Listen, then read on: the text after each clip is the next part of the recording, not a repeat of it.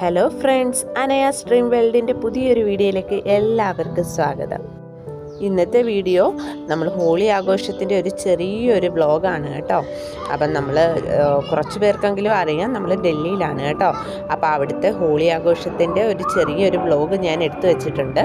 അപ്പോൾ അതിൻ്റെ ഒരു വീഡിയോ ആണ് കേട്ടോ. അപ്പം നമ്മൾ തലേന്ന് രാത്രി തന്നെ ബലൂണും വാട്ടർ ഗണ്ണും കളറിൻ്റെ പൊടികളും എല്ലാം സെറ്റ് ചെയ്ത് വെക്കുന്നുണ്ട് കേട്ടോ.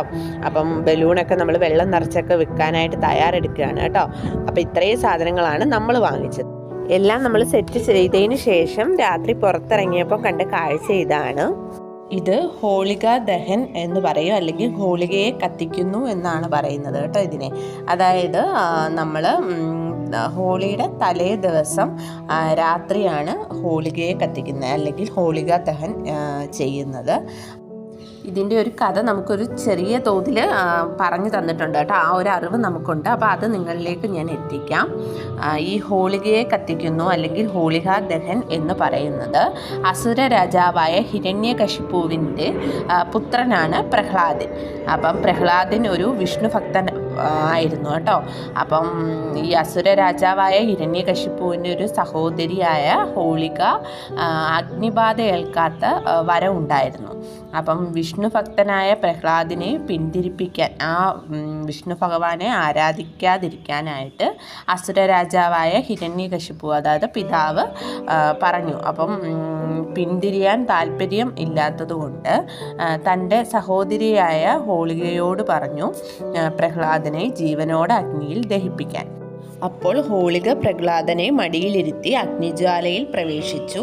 എന്നാൽ പ്രഹ്ലാദനെ ദഹിപ്പിക്കുന്നതിന് പകരം ഹോളിക അഗ്നിജ്വാലകളാൽ ദഹിക്കപ്പെടുകയും ചെയ്തു. ഹോളികയ്ക്ക് അഗ്നിബാധ ഏൽക്കാത്ത വരം ഉണ്ടായിരുന്നിട്ട് കൂടിയും ഹോളിക അഗ്നിബാധ ഏൽക്കുകയും പ്രഹ്ലാദൻ വിഷ്ണു ഭഗവാനെ പ്രാർത്ഥിച്ച് അഗ്നിയിൽ നിന്ന് രക്ഷപ്പെടുകയുമാണ് ചെയ്തത്. അങ്ങനെയാണ് നന്മയുടെയും വിജയത്തിൻ്റെയും ഭക്തിയുടെയും ശക്തിയുടെയും ഊന്നിപ്പറയുന്ന ഈ സംഭവത്തിൻ്റെ പ്രതിനിധാനമാണ് ഹോളികാ ദഹൻ ആചാരം എന്ന് പറയുന്നത്, അല്ലെങ്കിൽ ഹോളികയെ കത്തിക്കുന്നു എന്ന് പറയുന്നത്. അപ്പോൾ എനിക്കറിയാവുന്ന ഒരു കഥ ഞാൻ നിങ്ങളിലേക്ക് എത്തിച്ചതാണ് കേട്ടോ. ഇതിപ്പോൾ എത്രത്തോളം ശരിയുണ്ടെന്ന് എനിക്കറിയില്ല. പിന്നെ ഇവർ കത്തിച്ചതിന് ശേഷം പാട്ടൊക്കെ ഉണ്ടായിരുന്നു കേട്ടോ. അപ്പോൾ ഞാൻ മ്യൂട്ട് ചെയ്തതാണ്, അല്ലെങ്കിൽ കോപ്പിറൈറ്റ് കാണിക്കുന്നത് കൊണ്ട്. അപ്പോൾ പാട്ടൊക്കെ ഇട്ട് ഡാൻസൊക്കെ കളിച്ച് 4 വശവും അവർ വലം വെച്ച് പ്രാർത്ഥിക്കുകയൊക്കെ ചെയ്തിട്ടുണ്ടായിരുന്നു കേട്ടോ. ഇത് കത്തിക്കുന്നതിന് മുന്നേ തന്നെ ഇവർ കത്തിക്കുന്നതിൻ്റെ അന്നത്തെ ദിവസം രാവിലെ തൊട്ട് വന്ന് പ്രാർത്ഥിക്കുകയും നിറങ്ങളൊക്കെ ഇടുകയൊക്കെ ചെയ്യും കേട്ടോ.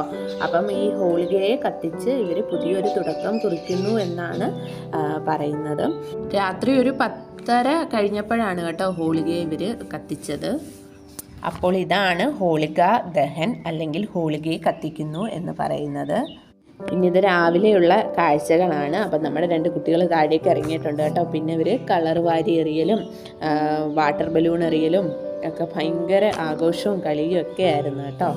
അപ്പോൾ കുട്ടികൾ തന്നെ ഇവർ ടീം തിരിഞ്ഞ് നിന്ന് അങ്ങോട്ടും ഇങ്ങോട്ടും ഒക്കെയാണ് കേട്ടോ കളർ എറിയലും എല്ലാം നടത്തുന്നത്.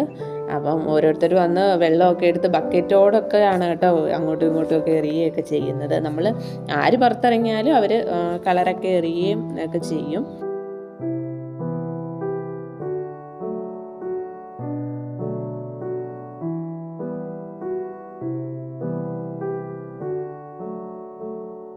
ഒരാളെ ഞാൻ കാണിച്ചു തരാം കേട്ടോ. അത് ആ മരത്തിൻ്റെ മേലിലിരിക്കുന്ന കേട്ടോ, കളർ എറിയാതിരിക്കാൻ വേണ്ടി രക്ഷ നേടിയതാട്ടോ മേലിൽ കയറി ഇരിക്കുക. പക്ഷെ അതൊന്നും കുറച്ച് നേരത്തേക്കേ ഉള്ളൂ.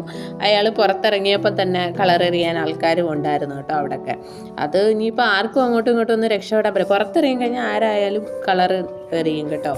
അപ്പം അകത്ത് ഇരിക്കുകയാണെങ്കിൽ വലിയ പ്രശ്നമില്ലാതെ നമുക്ക് രക്ഷപ്പെടാൻ പറ്റും. പിന്നെ കുട്ടികൾ പിന്നെ ഒരു ടൈം വരെയും പുറത്തായിരിക്കും. അവർ ഇതിനു വേണ്ടി ഇങ്ങനെ രാത്രി പോലും ഉറങ്ങാതെ വെയിറ്റ് ചെയ്ത് ഈ ഒരു ദിവസത്തേക്ക് വെയിറ്റ് ചെയ്ത് ഇങ്ങനെ നിൽക്കുകയാണ് കേട്ടോ. പിന്നെ വലിയവരും ഒക്കെ ഇറങ്ങും. പിന്നെ അങ്ങോട്ടും ഇങ്ങോട്ടും ഒക്കെ അവരും പൊടികളൊക്കെ തേക്കും. അപ്പോൾ അതൊരു രസമാണ് കേട്ടോ. ഹോളി ആഘോഷം കാണാനും ഒക്കെ നല്ലൊരു രസമാണ്, എൻജോയ് ചെയ്യാനും ഒക്കെ. പിന്നെ ഇടയ്ക്ക് ചെണ്ടയും ഒക്കെ ആയിട്ട് വരും കേട്ടോ ആൾക്കാർ. ചെണ്ടയൊക്കെ കൊട്ടാനും ഒക്കെ അതും വരും ഇടയ്ക്കൊക്കെ.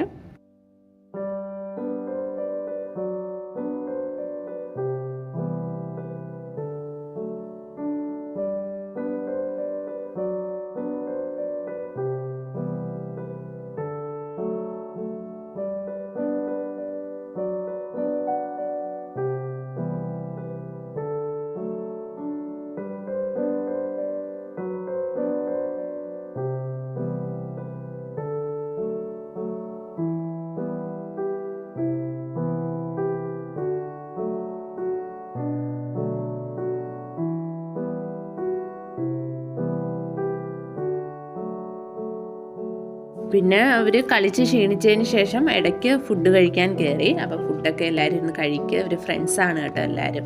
അപ്പോൾ ഫുഡൊക്കെ കഴിച്ച് പിന്നെ ഇവർ കളിക്കാൻ തന്നെയാണ് കേട്ടോ ഇറങ്ങുന്നത്. പിന്നെ ഫുഡ് കഴിച്ചതിന് ശേഷമുള്ള വീഡിയോസൊന്നും ഞാൻ എടുത്തിട്ടില്ല. അപ്പോൾ ഇത്രയേ ഉള്ളൂ വീഡിയോ.